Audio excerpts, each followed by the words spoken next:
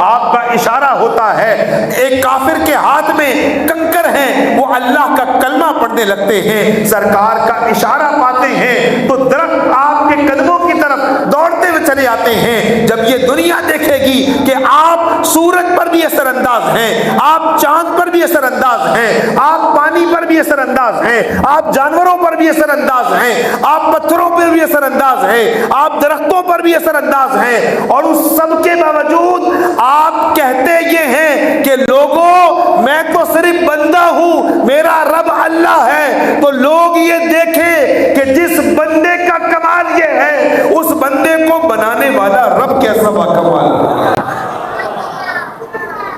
بات سمجھ میں آئی کہ جب حضور کے کمالات لوگ دیکھیں اور پھر یہ دیکھیں کہ یہ تو اپنے آپ کو بندہ کہتے ہیں اور اپنا خالق تو اللہ کو بتاتے ہیں، تو جس بندے کا یہ کمال ہے کہ اس کے لب ہلیں تو سورج پلٹ جائے،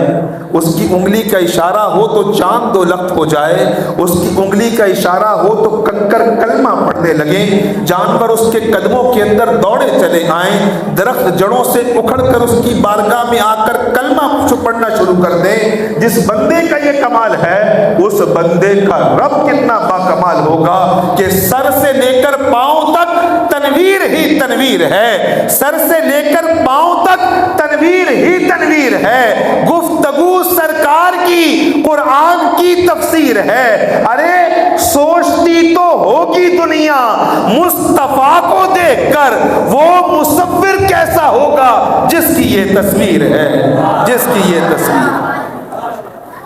تو اللہ تبارک و تعالیٰ کی حقانیت کی دلیل بن کر پیارے مصطفیٰ اس دنیا میں آئے،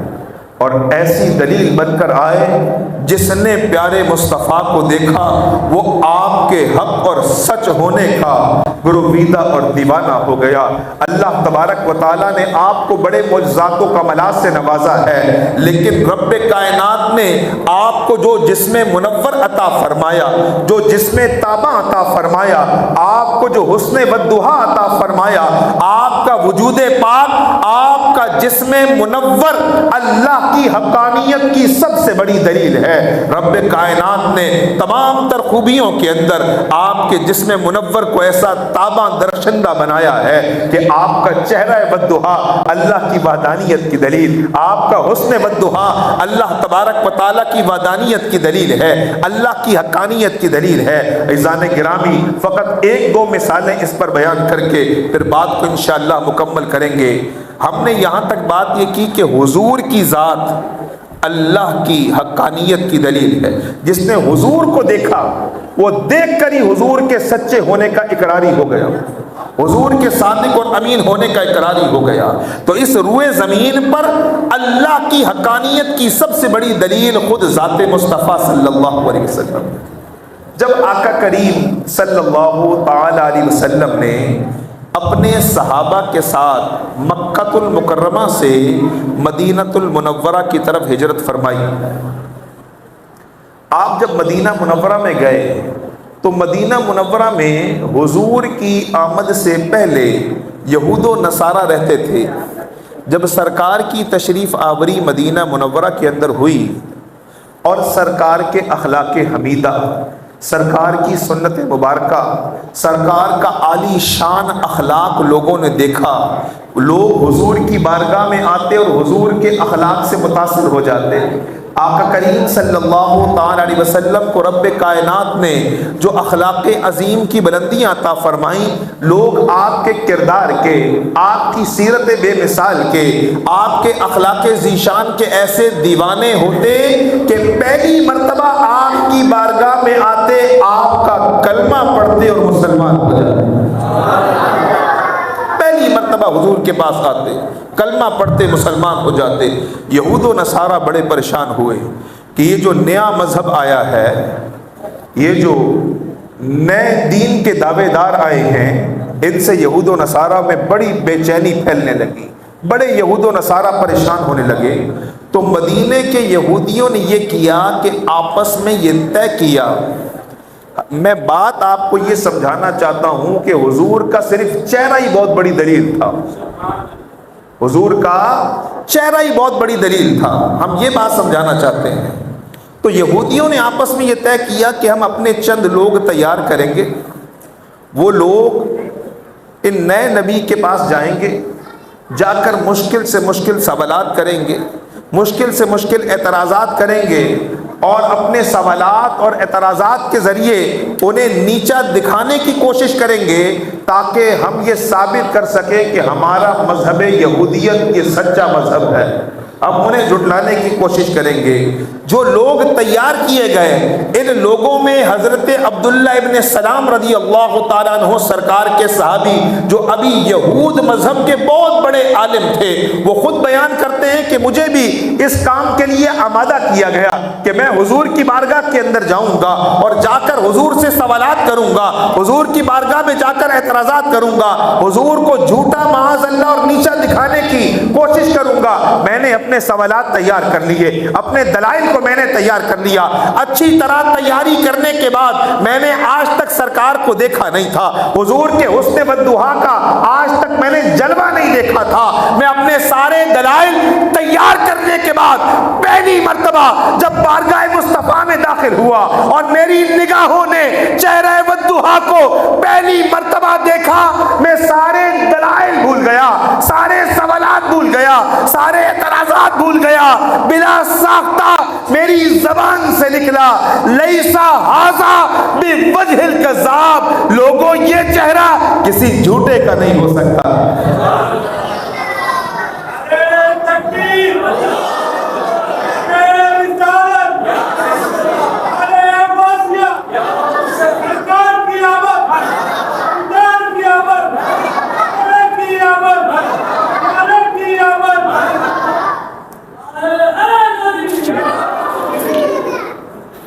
لوگوں یہ چہرہ کسی جھوٹے کا چہرہ نہیں ہو سکتا۔ کوئی بات نہیں کی ہے، کوئی دلیل نہ دی ہے، نہ مانگی ہے، نہ کوئی اعتراض و جواب ہوا ہے، نہ سامنے سے کوئی وضاحت ہوئی ہے، صرف نگاہوں کے احاطے میں چہرہ والضحیٰ سمایا ہے، سرکار کا چہرہ والضحیٰ، اس چہرے کا وہ حسن والضحیٰ، سرکار کا وہ چہرہ جس چہرے کے بارے میں آقا کریم صلی اللہ تعالیٰ علیہ وسلم کی بارگاہ میں سرکار کے صحابی حضرت برہ ابن عازب رضی اللہ تعالیٰ عنہ، مسلم شریف کی حدیث ہے، اس چہرے کے بارے میں برہ ابن عازب رضی اللہ تعالیٰ عنہ بیان کرتے ہیں، کان النبی صلی اللہ تعالیٰ علیہ وسلم احسن الناس وجہا، پوری روئے زمین پر میری نگاہوں نے آج تک جتنے لوگوں کو دیکھا ہے، لوگوں سب سے پیارا اور سونا میں نے چہرہ مصطفیٰ کو دیکھا ہے،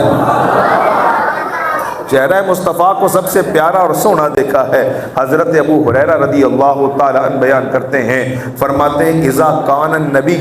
صلی اللہ تعالیٰ علیہ وسلم یضحک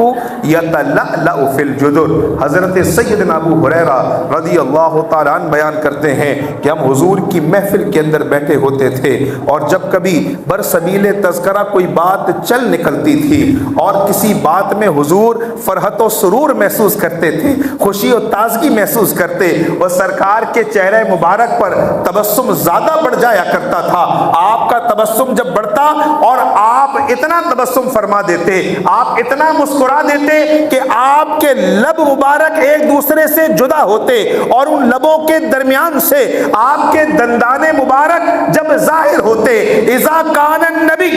صلی اللہ تعالی علیہ وسلم یضحک یتلألأ فی الجدر، میں حضور کی محفل میں بیٹھا ہوتا تھا، جب حضور مسکراتے اور مسکراتے وقت سرکار کے جب دانت ظاہر ہوتے تھے، ان دانتوں سے ایسی روشنی نکلتی تھی جو سامنے دیواروں پر پڑتی ہمیں نظر آیا کرتی تھی۔ اذا کان النبی صلی اللہ تعالی علیہ وسلم یضحک یتلألأ فی الجدر، حضور کے دانتوں سے ایسی روشنی نکلتی تھی جو سامنے دیواروں پر پڑتی ہمیں نظر آیا کرتی تھی۔ حضرات گرامی، سرکار کا یہ چہرہ ہے، جنہوں نے حضور کے فقط چہرے کو دیکھا ہے، آپ کے چہرے کو دیکھ کر آپ کی سچائی کا اقرار کر لیا۔ آقا کریم صلی اللہ تعالی علیہ وسلم، امام بیہقی سے جامع ابن شداد روایت کرتے ہیں کہ ایک روز آقا کریم صلی اللہ تعالی علیہ وسلم مدینہ منورہ کے مضافات میں سرکار سر شام ٹہلنے کے لیے نکلے، حضور مضافات، ادھر توجہ فرمائیں جی، ادھر دیکھیں بیٹا، بیٹھ جاؤ وہیں بیٹھ جاؤ بیٹا۔ حضور سرور کونین صلی اللہ تعالی علیہ وسلم مدینہ منورہ کے مضافات میں ٹہلنے کے لیے نکلے۔ وہاں قبیلہ ہمدان کے کچھ لوگ خیمے لگائے ہوئے تھے، حالت سفر میں تھے کچھ لوگ، اور مدینے کے باہر خیمے لگائے ہوئے تھے۔ حضور سرور کونین صلی اللہ تعالی علیہ وسلم ان کے قریب تشریف لے گئے، سرکار ان کے پاس گئے، سرکار نے جا کر ان سے پوچھا کہ تمہارے پاس کوئی قابل فروخت چیز ہے، کوئی ایسی چیز ہے جسے تم بیچنا چاہو گے؟ انہوں نے پہلے تو منع کیا کہ نہیں، ہمارے پاس ایسی کوئی چیز نہیں ہے جسے ہم بیچنا چاہتے ہوں۔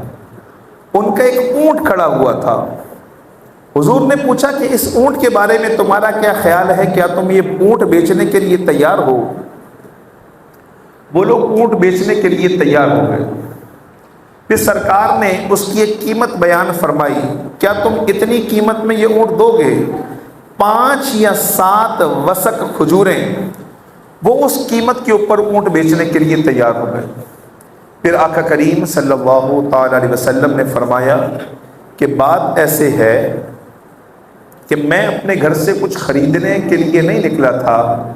میں یہاں پر آیا، تم سے بات چیت کی، تمہارا اونٹ پسند آیا، اس کا سودا ہو گیا ہے۔ اب بات یہ ہے کہ میں تمہارا یہ اونٹ لے جاتا ہوں، اور یہ اونٹ لے جا کر اس کی قیمت میں جا کر تمہیں بھیج دیتا ہوں۔ وہ اس بات کے لیے بھی تیار ہو گئے۔ سرکار نے اونٹ کی نکیل تھامی، اونٹ وہاں سے لیا، اور پیارے مصطفیٰ صلی اللہ تعالی علیہ وسلم وہاں سے تشریف لے آئے۔ جب حضور سرور کونین صلی اللہ تعالی علیہ وسلم ان کی نگاہوں سے اوجھل ہو گئے، تو اب وہ آپس میں ایک دوسرے سے کہنے لگے کہ یہ ہم نے کیا کیا؟ ایک شخص ہمارے پاس آیا، ہم اسے نہ جانتے تھے نہ پہچانتے تھے،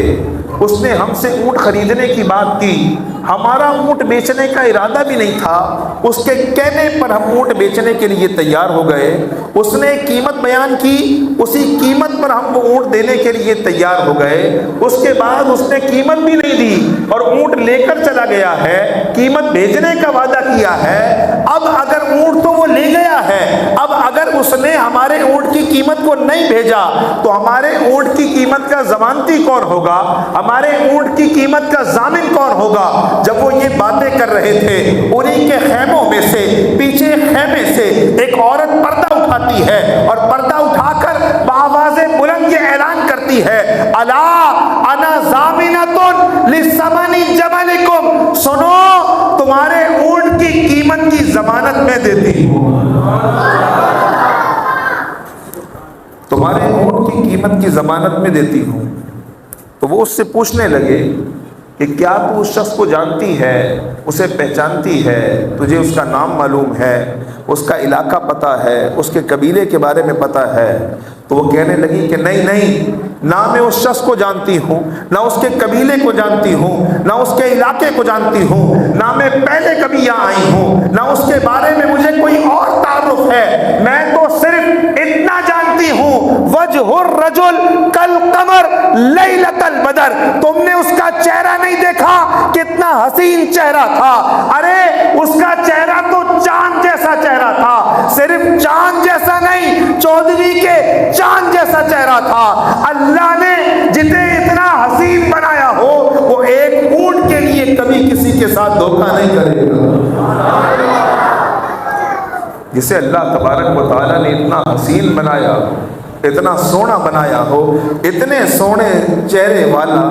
اتنے حسین مکھڑے والا، کبھی کسی کے ساتھ کوئی دھوکہ نہیں کرے گا۔ عزیزان گرامی، حضور کا تو چہرہ دیکھیں تو پہلی مرتبہ دیکھنے والا کہے کہ یہ کسی جھوٹے کا چہرہ نہیں ہو سکتا۔